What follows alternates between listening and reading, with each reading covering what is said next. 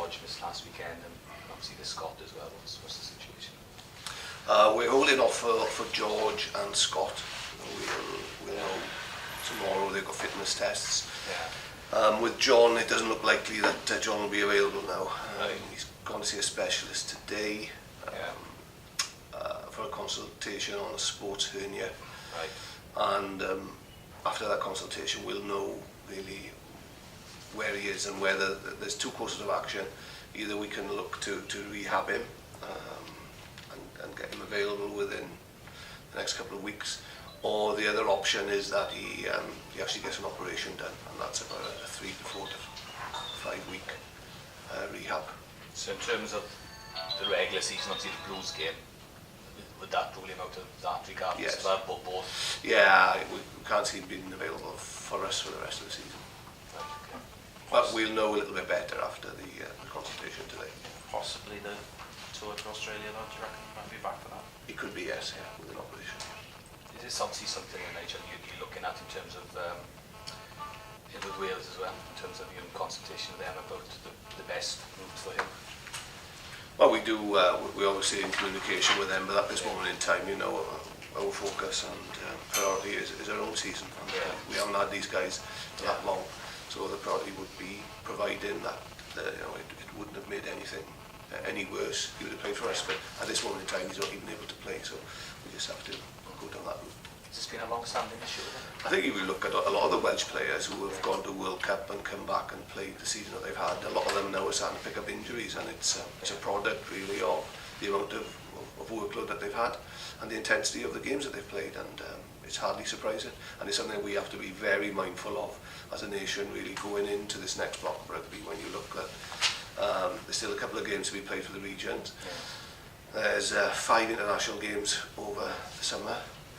And then you're back into an intense season again with the Lions at the end of it. So we have to be very mindful of the condition of these guys at this moment in time.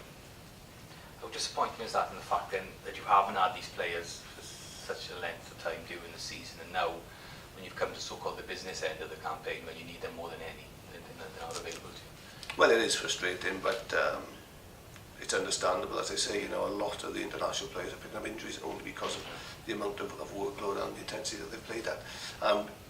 Invariably, it's the regions that manage that. Where does that leave you in the centre now then? Because obviously Scott doesn't play, John, Scarlets out for the season. Yeah, we still got options there. You know, Nick Reynolds, I thought went reasonably well on the weekend. Stephen went well as well at 12, and there's always somewhere he can slot in. Sean Lamont has played in the centre as well. So we've got plenty of options. What about the two boys who came off injured last week, and John Edwards and Andy Penn? Yeah, they're looking pretty doubtful for this weekend, both of them. But both should be available for the final game. It's not ideal preparation in terms of the importance of this game. Well, it's always the same at this time of the year. You know, the boys have picked up a lot of bumps and bruises over the course of the season, so you're always managing players as much as coaching and training. And we did our first session since the game on Sunday today, and we had something like 14 players training. So you're just managing things at the moment, and rest and recovery is as important. We can get a lot of the focus around the players' heads around some video analysis, but the most important thing is that they turn up fresh and ready to go on Saturday, because it's a huge fixture for us, and it's going to be international intensity.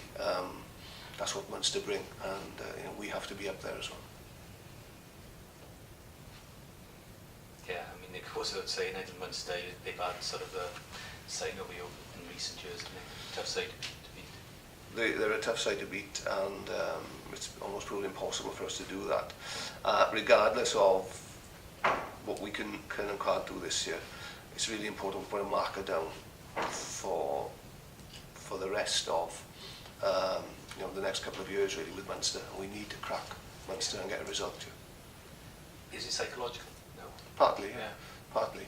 And they have that advantage. And if you look at you look at our fixtures this season, a lot of the games that we've won are the games that we've won in previous years, and similarly those that we've lost. So psychologically it's huge, and it's a barrier for us to overcome, and that's the challenge for us on Saturday as much as anything else. I think in both, certainly the Heineken Cup games that we played them, we've been in a position where we could have won the games, but we haven't been accurate enough. And probably we haven't kept the intensity up for long enough, and those are our challenges on Saturday. Does it help having played them twice in Europe? Oh, we know what they are, and the beauty of what they do, that they're pretty basic in what they do, but they do it at a high level of intensity, and they keep coming at you. And it's the old adage of when you fight with a bear, you stop when the bear stops, or when you feel tired, and that's what you've got to do with a team like Munster. You've just got to keep going at them, because they'll come at you. The fact that they've been knocked out of Europe as well, does that have a bearing on what's left this season?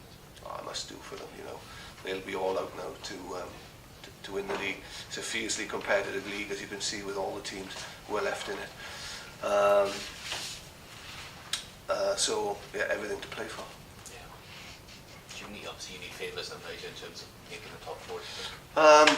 Well, if we were to take, we probably do need favours, but to have total control, we need to win and win well on the weekend, and make sure that Munster don't get anything out of the game as well. But as I said, more importantly for me, we've got to put a marker down against Munster this Saturday. What pleased you about the weekend? I felt that our strategy going into the game was right. I felt that we put ourselves in a position in the last 15 minutes to actually win the game with a bonus point. We created 3 or 4 opportunities that we didn't take, and that was obviously disappointing, but I felt we were in the right place to obviously win the game first and foremost, and then get the bonus point. Nobody should underestimate them at home. I think it's only the Blues that have got a winning bonus point out there this season. The last time they played at home, they beat Munster. And there's a real spirit in the Aroni camp now, because they're still fighting very much to stay in the league for next year. And they're throwing everything at it, so it was quite an intimidating atmosphere up there. And the big physical side, a lot of current Italian internationals, and you look at the quality of their squad, it's as good as anything in the league, quite frankly.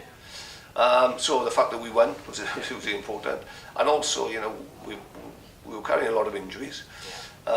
We made some bold decisions, particularly in terms of our forward pack.